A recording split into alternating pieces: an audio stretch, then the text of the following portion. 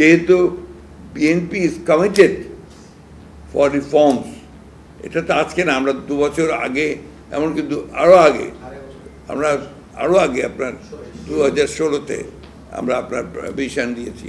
So it is our commitment যে আমরা আপনার পরিবর্তনটা চাই। তখন তো আপনার এই প্রশ্নগুলো আসেনি। আমরা 2016-তে যে ভিশন দিয়েছিলাম তখন কিন্তু আমরা অন্যান্য ছেলেপেলেদের সমস্যাগুলো ছিল না, কিন্তু এখন তো তখন আমরা বলেছি যে আমাদের মনে হয়েছে যেটা কাঠামোগত পরিবর্তন করা দরকার।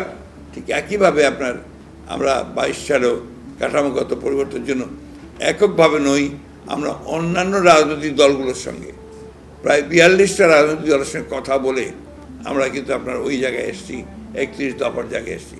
আপনারা জানেন যে এর জন্য কত মূল্য আমাদেরকে পে করতে হয়েছে। এই জিনিসগুলো কিন্তু ভুল ব্যাখ্যা করা হচ্ছে বিভিন্নভাবে, এবং এই ব্যাখ্যাগুলো করার পেছনে কারণ হচ্ছে একটাই, যে বিএনপি এখন সবচেয়ে জনপ্রিয় রাজনৈতিক দল। সুতরাং বিএনপির জনপ্রিয়তাকে যদি কমিয়ে ফেলা যায়, তাহলে যারা একদিকে বিএনপির বিরুদ্ধে অথবা দেশের বিরুদ্ধে অথবা গণতন্ত্রের বিরুদ্ধে, তারা ফায়দা লুটতে সহজ হয় তাদের পক্ষে।